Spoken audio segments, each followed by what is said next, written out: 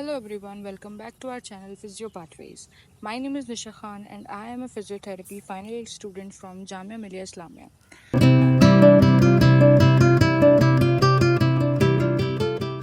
तो आज हम पढ़ने वाले हैं एक कंजेनाइटल डेवलपमेंटल डिसऑर्डर टॉर्टिकोलिस के बारे में। टॉर्टिकोलिस को हम राय नेक भी बोलते हैं। ये एक ऐसी डिफॉर्मिटी होती है नेक की जिसमें हेड और नेक जो है वो एक साइड को टर्न एंड ट्विस्टेड हो जाता है। तो यहाँ पे आप पिक्चर में देखिए, ये जो डेवलपमेंटल डिसऑर्डर है ये कंजेनाइटल है, तो ये बेबी में ज़्यादा देखने को मिलेगा।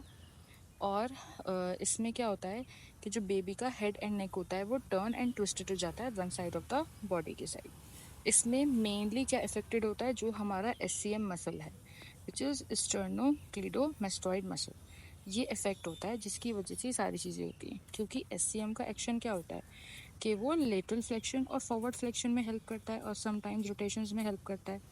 इसीलिए इसमें SCM के अंदर, मसल के अंदर बैंड बन जाता है या फिर कुछ लंप बन जाता है। वो भी कब, जब बच्चा पैदा होता है उस वक्त पे, फीटल डेवलपमेंट की स्टेज पे।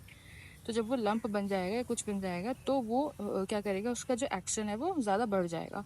इसी एक्शन की वजह से वो एक तरफ, मतलब जो अफेक्टेड साइड होगा उसके अपोजिट तरफ रोटेशन हो जाएगी और उस तरफ साइड फ्लेक्शन हो जाएगा जो इन्वॉल्व साइड होगा। यहाँ पर अब जो इसकी इटियोलॉजी है वो क्या है कि ये, मतलब ये जो इटियोलॉजी है ये एक कॉमन और एक जनरल इटियोलॉजी होती है किस चीज़ के लिए, जो हमारा टॉर्टिकोलिस है। इसी के अंदर एक इटियोलॉजी है जो कंजेनाइटल टॉर्टिकोलिस होता है, जो हम यहाँ पढ़ रहे हैं। तो ये क्या क्या कॉज हो सकते हैं टॉर्टिकोलिस के? कंजेनाइटल, जो किसकी वजह से होता है, SCM में कोई ट्यूमर हुआ उसकी वजह से। कोई इन्फेक्शन कॉज भी हो सकता है, जिसमें टॉन्सिल्स होते हैं उनके अंदर इन्फ्लेमेशन हो जाए, या एटलैंटोएक्सियल इन्फेक्शंस, या उसके अलावा स्पाज्म की वजह से होता है, जिसमें डिस्क प्रोलैप्स अगर सर्वाइकल इन्वॉल्व होता है, डिस्क प्रोलैप्स इसकी वजह से होता है। न्यूरोजेनिक कंडीशंस की वजह से भी टॉर्टिकोलिस होता है, जिसमें कोई स्पाज्मोटिक कंडीशंस है मसल्स के अंदर जिससे SCM में कुछ खराबी हुई, या पैरालिटिक कंडीशंस की वजह से भी होता है। कुछ अगर आपकी ऑक्यूलर कंडीशंस है तो आइज़ में कुछ प्रॉब्लम्स है उनकी वजह से भी होता है, क्योंकि और आइज़ में अगर कोई प्रॉब्लम होती है तो उसमें हमारे रिफ्लेक्सेस में दिक्कत आती है। और अगर रिफ्लेक्सेस में दिक्कत आएगी, जैसे हमारे होता है ना टर्निंग ऑफ द नेक, कि मतलब आई जिस तरफ टर्न होती है उस तरफ नेक टर्न होती है, तो अगर आइज़ में कोई प्रॉब्लम होती है तो तब भी हमारा टॉर्टिकोलिस डेवलप हो सकता है। अदर जैसे रिमेटॉइड अर्थराइटिस या स्पाज्मोटिक टॉर्टिकोलिस, ये सारी एटियोलॉजी है। अब मेनली जो टाइप्स होते हैं हमारे कंजेनाइटल टॉर्टिकोलिस के, वो होते हैं परमानेंट, टेम्पररी और स्पाज्मोटिक। परमानेंट में वो जो टॉर्टिकोलिस है वो हमेशा के लिए रह जाता है, और टेम्पररी में वो ठीक करेक्ट हो जाता है विद दी कंजर्वेटिव मैनेजमेंट। और स्पाज्मोडिक जो होता है सबसे कॉमनेस्ट है, मतलब जब मसल के अंदर हमारा स्पाज्म शुरू होगा SCM में, तभी टॉर्टिकोलिस आपका देखने को मिलेगा। अदरवाइज अगर आपने उसका स्पाज्म रिलीज कर दिया तो टॉर्टिकोलिस भी रिलीज हो जाएगा। अब पैथोमैकेनिक्स इसकी हम देखें तो जो SCM मसल होता है एक साइड के नेक का, उसमें फाइब्रोसिस हो जाती है और वो जो है इलोंगेट नहीं हो पाता अच्छे से, मतलब वो जो SCM है वो टाइट रह जाता है और स्ट्रेच नहीं हो पाता ठीक से।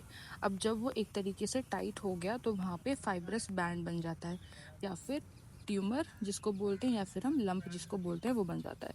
तो ये ऐसी चीज़ें होती रहेंगी तो ये प्रोग्रेसिव डिफॉर्मिटी बन जाएगी, जिसकी वजह से यहाँ पर SCM के अंदर ब्लड सप्लाई नहीं पहुँचेगा और उसकी वजह से उसका नेक्रोसिस भी होना शुरू हो जाएगा। तो एक लंप प्रेजेंट होता है SCM मसल में first few weeks of life में, और यहाँ पे स्वॉलन और स्कीमिक मसल हो जाता है। मसल जो है वो बहुत स्वॉलन नज़र आता है, प्रोमिनेंट नज़र आता है, और उसके अंदर ब्लड सप्लाई कम होता है। ब्लड सप्लाई कम होता है, इसकी वजह से थोड़ा मसल में नेक्रोसिस भी होता है और वो एक लंप या ट्यूमर जैसा बन जाता है। ठीक है, इसलिए हम इसको SCM ट्यूमर भी बोलते हैं लंप की वजह से।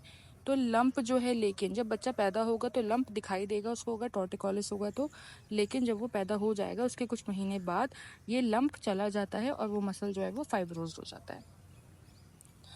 टॉर्टिकोलिस इज मोर होता है हमारा चिल्ड्रन के अंदर जिनमें ब्रीच प्रेजेंटेशन है, यानी जिनकी जो बर्थ वाली प्रेजेंटेशन थी उसमें उनके जो बटक्स थे वो मदर की सर्विक्स की तरफ थे।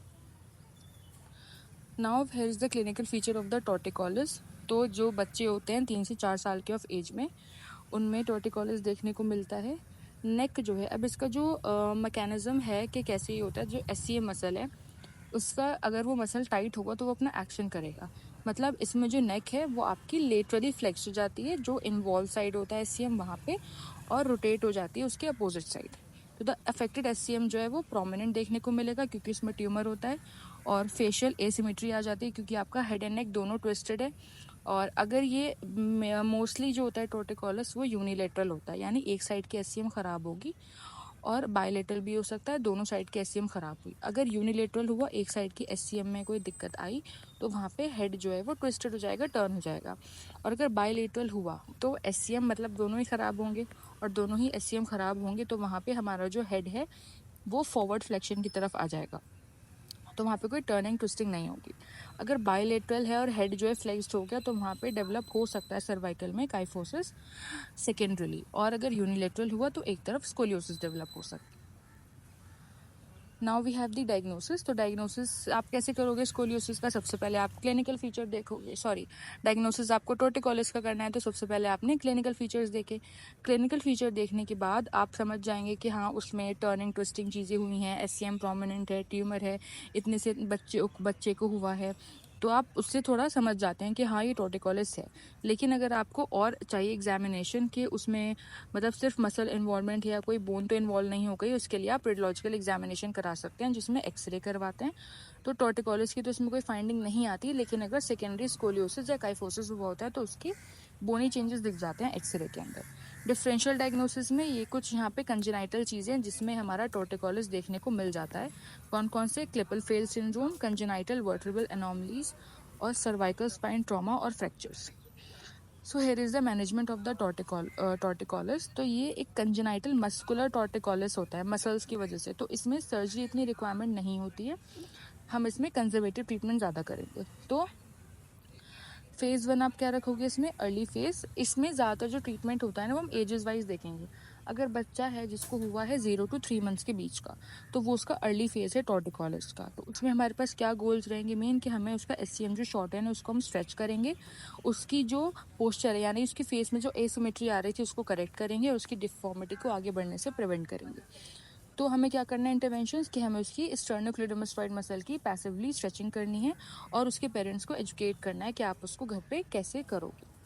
उसके बाद अगर बच्चा जो है वो 3 से 12 महीने के एज का है तो उसमें एक्टिव करेक्शन फेज आएगा। इसके गोल्स क्या रहेंगे, कि आपको उसकी एक्टिव मूवमेंट इंप्रूव करनी है, नेक की मेनली पोस्चरल कंट्रोल करवाना है, और सेकेंडरी डिफॉर्मिटीज़ जैसे कि स्कोलियोसिस या काइफोसिस उसको उसको रोकना है। इंटरवेंशंस में क्या रहेंगे, इसमें एक्टिव असिस्टेड आरओएम रहेगी, मतलब इसमें एससीएम की स्ट्रेचिंग के साथ साथ आप नेक की आरओएम एक्सरसाइजेज भी कराओगे जो एक्टिवली करेगा बच्चा, क्योंकि इस मंथ तक जो बच्चा अपना ना हेड कंट्रोल सीख जाता है तो वो खुद कर लेगा।